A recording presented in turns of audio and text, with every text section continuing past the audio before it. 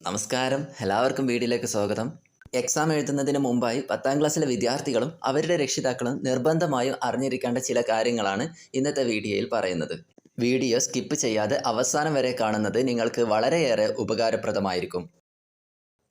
Exam കാലയളവിലും exam എഴുതുന്ന സമയത്തും നമ്മൾ ചില കാര്യങ്ങൾ ശ്രദ്ധിച്ചില്ലെങ്കിൽ നമുക്ക് മാർക്ക് നഷ്ടപ്പെടാനുള്ള സാധ്യതയുണ്ട്. നന്നായിട്ട് പഠിച്ച് നന്നായിട്ട് എക്സാമൊക്കെ എഴുതിയിട്ടുണ്ടാവും. എന്നാലും നമ്മുടെ മാർക്ക് എന്തെല്ലാമോ കാരണങ്ങൾ കൊണ്ട് ചില സമയത്ത് കുറഞ്ഞു പോവാറുണ്ട്. നമുക്കറിയാവുന്ന കാര്യമാണ്, ഒരു മാർക്കിലുണ്ടാകുന്ന വ്യത്യാസം പോലും നമ്മുടെ ഗ്രേഡിനെ തന്നെ മാറ്റിമറിക്കുന്നുള്ള കാര്യം. അതുകൊണ്ട് എക്സാം എഴുതുന്ന സമയത്ത് നമ്മൾ ചില കാര്യങ്ങൾ നിർബന്ധമായും ശ്രദ്ധിച്ചിരിക്കണം. അതല്ലെങ്കിൽ നമുക്ക് കിട്ടേണ്ട മാർക്ക് കുറഞ്ഞു പോകാനായിട്ട് ഇത് കാരണമായിട്ട് മാറും. എന്തെല്ലാം കാര്യങ്ങളാണ് നമ്മൾ പ്രത്യേകമായിട്ട് എടുത്ത് ശ്രദ്ധിക്കേണ്ടതെന്നാണ് ഈ വീഡിയോയിൽ പറയുന്നത്. വീഡിയോ സ്കിപ്പ് ചെയ്യാതെ മുഴുവനായിട്ട് കാണാനായിട്ട് ശ്രമിക്കുക.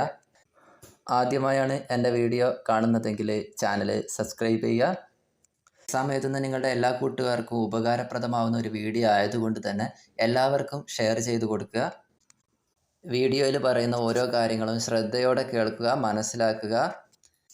എക്സാം എഴുതുന്ന സമയത്ത് ഇത്തരം തെറ്റുകൾ വരാതെ ശ്രദ്ധിക്കുക. എക്സാം കാലത്തും എക്സാം എഴുതുന്ന സമയത്ത് നമ്മൾ ശ്രദ്ധിക്കേണ്ട 10-30ഓളം കാര്യങ്ങൾ ഞാനിതിൽ പറയുന്നുണ്ട്. ഓരോ കാര്യങ്ങളും ശ്രദ്ധിക്കുക, നമ്മുടെ മാർക്ക് നഷ്ടപ്പെടാതെ നോക്കുക. പരീക്ഷാ കാലത്തെയും പരീക്ഷ എഴുതുന്ന സമയത്തെയും നമ്മുടെ മാനസിക ശാരീരിക അവസ്ഥകൾ നമ്മുടെ പെർഫോമൻസിനെ സ്വാധീനിക്കുന്നുണ്ട് എന്ന് നമ്മൾ ആദ്യം മനസ്സിലാക്കിയിരിക്കണം. അതുകൊണ്ട് തന്നെ ആ സമയത്ത് വിദ്യാർത്ഥികൾക്ക് ശാരീരികവും മാനസികമായ ഒരു വെൽനെസ് ഉണ്ടായിരിക്കണം. ഈ കാര്യം രക്ഷിതാക്കൾ നന്നായി ശ്രദ്ധിക്കണം. പരീക്ഷാ സമയത്ത് നമ്മൾ ശ്രദ്ധിക്കേണ്ട ഒന്നാമത്തെ കാര്യമാണ് മതിയായ ഉറക്കം ഉറപ്പുവരുത്തുക എന്നുള്ളത്. പരീക്ഷാ സമയത്ത് ഉറക്കമില്ലാതെ പഠിക്കുന്നത് നമ്മുടെ ബ്രെയിനിൻ്റെ പ്രവർത്തനത്തെ പ്രതികൂലമായി ബാധിക്കാനുള്ള സാധ്യതയുണ്ട്. അതുകൊണ്ട് ശരീരത്തിനും മനസ്സിനും വേണ്ടത്ര വിശ്രമം ഉറപ്പുവരുത്തണം. ഇത് വിദ്യാർത്ഥികളുടെ കാര്യക്ഷമത ഉറപ്പുവരുത്തും. രക്ഷിതാക്കൾ ശ്രദ്ധിക്കേണ്ട മറ്റൊരു പ്രധാനപ്പെട്ട കാര്യമാണ് ഭക്ഷണത്തിൻ്റെ കാര്യം. പരീക്ഷാകാലത്ത് മിതമായ എന്നാൽ മതിയായ ഭക്ഷണം കുട്ടികൾ കഴിക്കുന്നുണ്ട് എന്ന് ഉറപ്പുവരുത്തണം. വേണ്ടത്ര ഭക്ഷണം കഴിക്കാതിരിക്കുന്നതും അമിത ഭക്ഷണം കഴിക്കുന്നതും നല്ലതല്ല. പരീക്ഷാ സമയത്ത് പുറത്തു നിന്നുള്ള ഭക്ഷണം പരമാവധി ഒഴിവാക്കുകയാണ് ഏറ്റവും നല്ലത്. മൂന്നാമതായി നമ്മൾ ശ്രദ്ധിക്കേണ്ടത് എക്സാമിൻ്റെ തലേ ദിവസം ഹോൾ ടിക്കറ്റ്, പേന, പെൻസിൽ, റബ്ബർ, അതുപോലെ നമുക്ക് എക്സാമിന് ആവശ്യമായിട്ട് വരുന്ന മറ്റ് വസ്തുക്കൾ ഇതെല്ലാം ബാഗിൽ തലേ ദിവസം തന്നെ തയ്യാറാക്കി എടുത്തു വെക്കണം. രാവിലെ വീട്ടിൽ നിന്ന് ഇറങ്ങുന്നതിന് മുമ്പായി നമുക്ക് ആവശ്യമുള്ള ഹോൾ ടിക്കറ്റ്, പേന, പെൻസിൽ, ഇൻസ്ട്രുമെൻറ്റ് ബോക്സ് ഇങ്ങനെയുള്ള എല്ലാ വസ്തുക്കളും, കുടിവെള്ളം ഉൾപ്പെടെ എല്ലാം എടുത്തിട്ടുണ്ട് എന്ന് വീണ്ടും ഉറപ്പുവരുത്തണം. ഇവയെല്ലാം ബാഗിലുണ്ട് എന്ന് നമുക്ക് ഉറപ്പാണ് എങ്കിലും ഓരോ എക്സാമിന് ഇറങ്ങുമ്പോഴും വീട്ടിൽ നിന്ന് ഇറങ്ങുന്ന സമയത്ത് തന്നെ ഇതെല്ലാം ബാഗിലുണ്ട് എന്ന് ഉറപ്പുവരുത്തണം. ഒരുപക്ഷെ തലേ ദിവസത്തെ എക്സാമിൻ്റെ പുസ്തകങ്ങളൊക്കെ ബാഗിൽ നിന്ന് എടുത്ത് മാറ്റി വെക്കുന്ന സമയത്ത് നമ്മുടെ ഹോൾ ടിക്കറ്റ് അതിൽ പെട്ടുപോകാനുള്ള സാധ്യതയൊക്കെ വളരെ കൂടുതലാണ്. അക്കാര്യം ശ്രദ്ധിക്കണം.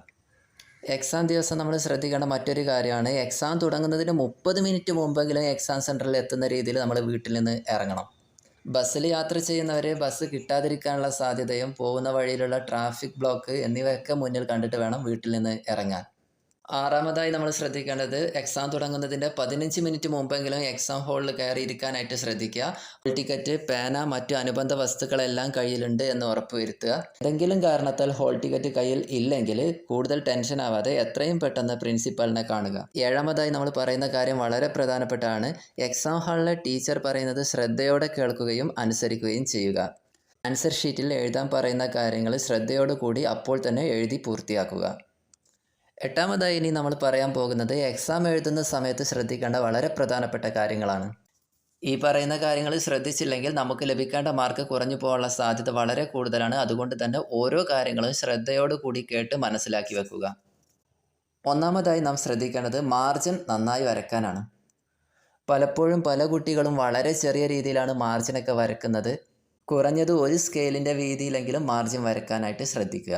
രണ്ടാമതായി നമ്മൾ ശ്രദ്ധിക്കേണ്ടത് ചോദ്യപേപ്പർ കിട്ടിക്കഴിഞ്ഞാൽ ശ്രദ്ധയോട് കൂടിയിട്ട് ഓരോ ചോദ്യങ്ങളും വായിച്ച് മനസ്സിലാക്കുക. ചോദ്യങ്ങൾ വായിക്കുമ്പോൾ ഓരോ ചോദ്യത്തിൻ്റെയും സ്കോർ എത്രയാണെന്ന് കൃത്യമായിട്ട് മനസ്സിലാക്കി വെക്കണം. അതിനനുസരിച്ചായിരിക്കണം ആൻസർ എഴുതേണ്ടത്. മൂന്നാമതായി ശ്രദ്ധിക്കേണ്ടത് ക്വസ്റ്റ്യൻ നമ്പർ വ്യക്തമായി എഴുതാനായിട്ട് ശ്രദ്ധിക്കണം. ആൻസർ ഷീറ്റ് നോക്കുന്ന വ്യക്തിക്ക് വ്യക്തമായിട്ട് മനസ്സിലാവുന്ന രീതിയിലായിരിക്കണം ക്വസ്റ്റ്യൻ നമ്പർ എഴുതേണ്ടത്. ക്വസ്റ്റ്യൻ നമ്പർ വെട്ടിത്തിരുത്തി എഴുതരുത്. മാർജിനിൽ ക്വസ്റ്റ്യൻ നമ്പർ മാത്രം എഴുതാനായിട്ട് ശ്രദ്ധിക്കുക. എക്സാം എഴുതുന്ന സമയത്ത് നമ്മൾ ശ്രദ്ധിക്കേണ്ട മറ്റൊരു പ്രധാനപ്പെട്ട കാര്യമാണ് ആദ്യം തന്നെ ക്വസ്റ്റ്യൻ നമ്പർ ഇട്ട് വെക്കരുത്. പല കുട്ടികളും ആദ്യം തന്നെ ക്വസ്റ്റ്യൻ നമ്പർ ഇങ്ങനെ വരി വരിയായി താഴേക്ക് ഇട്ട് വെക്കും. അതിനുശേഷമാണ് ക്വസ്റ്റ്യൻ വായിക്കുന്നത്. ആ സമയത്താണ് ആ ക്വസ്റ്റ്യൻ്റെ ആൻസർ അറിയില്ല എന്ന് മനസ്സിലാവുക. അതിനുശേഷം അടുത്ത ക്വസ്റ്റ്യൻ വായിക്കും. എന്നിട്ട് ആദ്യം എഴുതിയ ക്വസ്റ്റ്യൻ നമ്പർ നേരെ പോയിട്ട് അതിൻ്റെ ഉത്തരം എഴുതി വെക്കും. ഇത് നമ്മുടെ മാർക്ക് നഷ്ടപ്പെടാനുള്ള ഒരു കാരണമായിട്ട് മാറും. മാർജിനിൽ ക്വസ്റ്റ്യൻ നമ്പർ മാത്രമേ കാണാൻ പാടുള്ളൂ എന്ന് പറഞ്ഞു. നമ്മൾ എഴുതുന്ന ആൻസറിനുള്ള പോയിന്റുകളോ അതിനുള്ള നമ്പറുകളോ ഇതൊന്നും മാർജിനിൽ എഴുതി വെക്കരുത്. മാർജിൻ്റെ വലത് ഭാഗത്ത് മാത്രമായിട്ട് ഇതൊക്കെ എഴുതുക. ക്വസ്റ്റ്യൻ നമ്പർ മാത്രം മാർജിനിൽ എഴുതുക. അതേപോലെ തന്നെ പല കുട്ടികളും ക്വസ്റ്റ്യൻ നമ്പർ എഴുതുന്ന സമയത്ത് ആൻസർ 1, ഉത്തരം 5, ആൻസർ 5 എന്നൊക്കെ എഴുതി വെക്കാറുണ്ട്. ഇത്തരത്തിൽ ആൻസർ 5, ആൻസർ 10 എന്നൊക്കെ എഴുതുന്ന സമയത്ത് ക്വസ്റ്റ്യൻ നമ്പർ വ്യക്തമാവാതിരിക്കാനായിട്ട് സാധ്യതയുണ്ട്. അക്കാര്യം നന്നായിട്ട് ശ്രദ്ധിക്കുക. അതുകൊണ്ട് തന്നെ ക്വസ്റ്റ്യൻ നമ്പർ എഴുതുന്ന സമയത്ത് ആൻസർ 5 എന്നോ ഉത്തരം 5 എന്നോ എഴുതാതെ നമ്പർ മാത്രം വ്യക്തമായിട്ട് കാണാവുന്ന രീതിയിൽ എഴുതി ശീലമാവുക. എക്സാം എഴുതുമ്പോൾ ശ്രദ്ധിക്കേണ്ട മറ്റൊരു കാര്യമാണ് സ്കോറിനനുസരിച്ചായിരിക്കണം ആൻസറിൻ്റെ വലിപ്പം ക്രമീകരിക്കേണ്ടത്. നമുക്ക് നന്നായി അറിയാം എന്ന് കരുതിയിട്ട് ചെറിയൊരു മാർക്കിന് ചോദിച്ച ചോദ്യത്തിന് വളരെ വലിയ ആൻസർ എഴുതി വെക്കരുത്. അത് നമ്മുടെ എക്സാം എഴുതാനുള്ള സമയത്തെ, ബാക്കിയുള്ള ചോദ്യങ്ങൾക്ക് ഉത്തരം എഴുതാനുള്ള സമയത്തെ പ്രതികൂലമായിട്ട് ബാധിക്കും. അതുകൊണ്ട് സ്കോറിനനുസരിച്ച് ആൻസറിൻ്റെ വലിപ്പം ക്രമീകരിക്കുക. നാം ശ്രദ്ധിക്കേണ്ട മറ്റൊരു കാര്യമാണ് ഒരു ചോദ്യത്തിന് ഒരു ക്വസ്റ്റ്യൻ നമ്പർ മാത്രം എഴുതുക. പല കുട്ടികളും ഒരു വലിയ ചോദ്യമൊക്കെയാണ് ഉണ്ടെങ്കിൽ ആൻസർ തുടങ്ങുന്ന സമയത്ത് ഒരു ക്വസ്റ്റ്യൻ നമ്പർ ഇടും, പിന്നീട് അടുത്ത പേജിലേക്ക് മാറുമ്പോൾ വീണ്ടും അവിടെയും ഒരു ക്വസ്റ്റ്യൻ നമ്പർ ഇടും, വീണ്ടും അടുത്ത പേജിലേക്ക് തുടർച്ചയായിട്ട് എഴുതി പോകുമ്പോൾ അവിടെയും ക്വസ്റ്റ്യൻ നമ്പർ ഇടും. ഇത്തരത്തിൽ ക്വസ്റ്റ്യൻ നമ്പർ ഇട്ട് വെക്കേണ്ട ആവശ്യം ഇല്ല. ആൻസർ എഴുതി തുടങ്ങുന്ന ഭാഗത്ത് മാത്രം ക്വസ്റ്റ്യൻ നമ്പർ എഴുതിയാൽ മതി. ശ്രദ്ധിക്കേണ്ട മറ്റൊരു കാര്യമാണ് ഓപ്ഷനുള്ള ചോദ്യങ്ങൾക്ക് ആവശ്യമുള്ളതും അറിയുന്നതുമായ ചോദ്യങ്ങൾക്ക് മാത്രം ഉത്തരം എഴുതിയാൽ മതി. 6 ചോദ്യങ്ങൾ തന്ന് 4 എണ്ണത്തിന് ഉത്തരം എഴുതാൻ പറഞ്ഞാൽ ഏറ്റവും അറിയാവുന്ന 4 എണ്ണത്തിന് മാത്രം ഉത്തരം എഴുതിയാൽ മതി. 6 എണ്ണത്തിന് ഉത്തരം എഴുതി വെക്കേണ്ട ആവശ്യം ഇല്ല. എക്സാം എഴുതുന്ന സമയത്ത് ശ്രദ്ധിക്കേണ്ട മറ്റൊരു കാര്യമാണ് ഒരു ചോദ്യത്തിന് ഒരു തവണ മാത്രം ഉത്തരം എഴുതുക എന്നുള്ള കാര്യം. പലപ്പോഴും പല കുട്ടികളും ഒരു ചോദ്യത്തിൻ്റെ ഉത്തരം 1-ാമത്തെ പേജിലുണ്ടായിരിക്കും. അതേ ക്വസ്റ്റ്യൻ നമ്പർ തന്നെ ഇട്ട് വീണ്ടും 2-ാമത്തെ പേജിലോ 3-ാമത്തെ പേജിലോ അതേ ക്വസ്റ്റ്യൻ നമ്പറിലെ ആൻസർ എഴുതി വെക്കും. ഒരു പക്ഷേ ആദ്യം എഴുതിയ ആൻസർ തെറ്റാണെന്ന് തോന്നിയത് കൊണ്ടോ അതല്ലെങ്കിൽ ഒന്നുകൂടെ വിശദീകരിച്ച് എഴുതണമെന്ന് തോന്നിയത് കൊണ്ടോ ആയിരിക്കാം 2-ാമത്തെ പേജിലോ 3-ാമത്തെ പേജിലോ അതേ ക്വസ്റ്റ്യൻ നമ്പർ ഇട്ട് വീണ്ടും ആൻസർ എഴുതുന്നത്. അങ്ങനെ എഴുതുന്ന സമയത്ത് ആദ്യം എഴുതിയത് വെട്ടിക്കളയാനായിട്ട് പ്രത്യേകം ശ്രദ്ധിക്കണം. അതുകൂടാതെ ചില കുട്ടികളുണ്ട് എക്സാം എഴുതുന്ന സമയത്ത് 1-ാമത്തെ പേജിൽ എഴുതിയ ആൻസറിൻ്റെ തുടർച്ച എന്ന് പറഞ്ഞുകൊണ്ട് 3-ാമത്തെ പേജിലായിരിക്കും ബാക്കി എഴുതുന്നത്. 1-ാം പേജിലെ ആൻസറിൻ്റെ ബാക്കി എന്ന് പറഞ്ഞ് 3-ാം പേജിലോ 4-ാം പേജിലൊക്കെ പിന്നീട് എഴുതി വെക്കുന്ന ശീലം ചില കുട്ടികൾക്കുണ്ട്. അത്തരം തെറ്റുകൾ ആവർത്തിക്കാതെ ശ്രദ്ധിക്കുക. എക്സാം എഴുതുന്ന സമയത്ത് ഹാൻഡ് റൈറ്റിംഗ് ശ്രദ്ധിക്കുക. വളരെ ചെറുതാക്കി എഴുതരുത്, അതുപോലെ വളരെ വലുതാക്കി എഴുതേണ്ട ആവശ്യമില്ല. ഒരു മിതമായ വലുപ്പത്തിൽ എഴുതാനായിട്ട് ശ്രദ്ധിക്കുക. എക്സാം എഴുതുന്ന സമയത്ത് ഓരോ ചോദ്യങ്ങളും നന്നായി വായിച്ച് മനസ്സിലാക്കി ചോദിച്ച ചോദ്യത്തിന് തന്നെയാണ് ഉത്തരം എഴുതുന്നത് എന്ന് ഉറപ്പുവരുത്തണം. ചില ചോദ്യങ്ങൾ വായിക്കുന്ന സമയത്ത് നമുക്ക് അറിയാവുന്നതാണെന്ന് തോന്നും, പക്ഷേ ചോദ്യകർത്താവ് ചോദിച്ച ചോദ്യം മറ്റൊന്നായിരിക്കും, നമ്മൾ എഴുതുന്ന ഉത്തരം മറ്റൊന്നും ആയിരിക്കും. അപ്പോൾ ഇത്തരം കാര്യങ്ങൾ നന്നായി ശ്രദ്ധിക്കുക. ചോദിച്ച ചോദ്യത്തിന് തന്നെയാണ് ഉത്തരം എഴുതുന്നത് എന്ന് ഉറപ്പുവരുത്തുക. നമ്മൾ എഴുതിയ ഉത്തരം തെറ്റാണ് എന്ന് തോന്നിയാൽ അത് വെട്ടിക്കറുപ്പിക്കാൻ നിൽക്കരുത്. അതിന് മുകളിലൂടെ 1-2 വരകൾ മാത്രം ഇട്ട് വെച്ചാൽ മതി. അപ്പോൾ തന്നെ അത് കാണുന്ന വ്യക്തിക്ക് അതിൻ്റെ കാര്യം മനസ്സിലാവും. ഈ ആൻസറുകളൊക്കെ എഴുതുന്ന സമയത്ത് പാരഗ്രാഫ് രൂപത്തിൽ എഴുതാനായിട്ട് ശ്രമിക്കുക. പോയിൻ്റ് രൂപത്തിൽ എഴുതി ശീലിക്കുക. അതുപോലെ ഹെഡിങ്ങുകളൊക്കെ പെൻസിൽ ഉപയോഗിച്ച് അണ്ടർലൈൻ ചെയ്യുക. ചിത്രങ്ങളൊക്കെ വരയ്ക്കാനുണ്ടെങ്കിൽ വൃത്തിയോട് കൂടി വരയ്ക്കാനായിട്ട് ശ്രദ്ധിക്കുക. അതുപോലെ എക്സാം എഴുതുന്ന സമയത്ത് ശ്രദ്ധിക്കേണ്ട മറ്റൊരു പ്രധാനപ്പെട്ട കാര്യമാണ് വലിയ 2 ഉത്തരങ്ങൾക്കിടയിൽ കൊണ്ടുപോയിട്ട് ചെറിയ എന്തെങ്കിലും ആൻസറുകൾ എഴുതി വെക്കരുത്. 1 മാർക്കിൻ്റെ ഒറ്റ വാക്കിലുള്ള ആൻസറൊന്നും വലിയ 2 ആൻസറുകൾക്കിടയിൽ കൊണ്ടുപോയിട്ട് എഴുതി വെക്കരുത്. അങ്ങനെ ചെയ്യുന്നത് ചിലപ്പോൾ നമ്മുടെ മാർക്ക് നഷ്ടപ്പെടാനായിട്ട് കാരണമായിട്ട് തീരാം.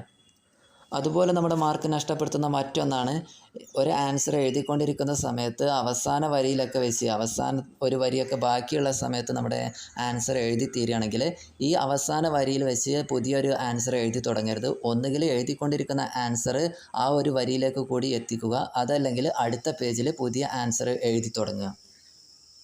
എക്സാം എഴുതുന്ന സമയത്ത് ഇക്കാര്യങ്ങളൊക്കെ നന്നായിട്ട് ശ്രദ്ധിക്കുക. ഇങ്ങനെ ശ്രദ്ധിച്ചു കഴിഞ്ഞാൽ നമുക്ക് ലഭിക്കാവുന്ന മാർക്ക് പരമാവധി നമുക്ക് നേടിയെടുക്കാനായിട്ട് സാധിക്കും. നമ്മുടെ ഗ്രേഡ് മാറാനായിട്ട് 1 മാർക്കിലുള്ള വ്യത്യാസം പോലും നമ്മുടെ ഗ്രേഡിനെ വലിയ രീതിയിൽ മാറ്റിമറിക്കും. എ ഉള്ളത് A+ ആയി മാറാനും B+ ഉള്ളത് A ആയിട്ട് മാറാനൊക്കെ 1 മാർക്കിൻ്റെ വ്യത്യാസം മാത്രം മതി. അതുകൊണ്ട് നമുക്ക് 1 മാർക്ക് പോലും നഷ്ടപ്പെടാൻ പാടില്ല. നമ്മൾ എഴുതിയിട്ട് നമുക്ക് മാർക്ക് നഷ്ടപ്പെടുന്ന അവസ്ഥ ഉണ്ടാവാൻ പാടില്ല. ഇക്കാര്യങ്ങളൊക്കെ നന്നായിട്ട് ശ്രദ്ധിക്കുക, നന്നായിട്ട് എക്സാം എഴുതുക, നല്ല മാർക്ക് വാങ്ങുക, ഉന്നത വിജയം എല്ലാവർക്കും ഉണ്ടാകട്ടെ എന്ന് ആശംസിക്കുന്നു. വീഡിയോ ഇഷ്ടപ്പെട്ടെങ്കിൽ നിങ്ങളുടെ കൂട്ടുകാർക്കൊക്കെ ഷെയർ ചെയ്ത് കൊടുക്കുക. നന്ദി, നമസ്കാരം. നമ്മൾ പറയാൻ വിട്ടുപോയ ഒരു കാര്യമുണ്ട്. എക്സാം എഴുതുന്ന സമയത്ത് അഡീഷണൽ ഷീറ്റ് വാങ്ങി എഴുതുന്ന രീതിയാണെങ്കിൽ ഓരോ അഡീഷണൽ ഷീറ്റ് വാങ്ങുമ്പോഴും അപ്പോൾ തന്നെ അതിൽ അഡീഷണൽ ഷീറ്റിൻ്റെ നമ്പർ എഴുതി വെക്കുക. 1, 2, 3 എന്നുള്ള രീതിയിൽ അഡീഷണൽ ഷീറ്റിൻ്റെ നമ്പർ എഴുതി വെക്കുക.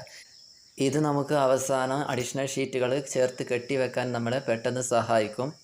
എക്സാം അവസാനിക്കുന്നതിന് തൊട്ട് മുമ്പുള്ള കുറച്ച് സമയങ്ങൾ വളരെ പ്രധാനപ്പെട്ടതാണ്. ആ സമയത്ത് നമുക്ക് ഒരുപാട് എഴുതി തീർക്കാൻ ചിലപ്പോൾ ഉണ്ടായിരിക്കാം.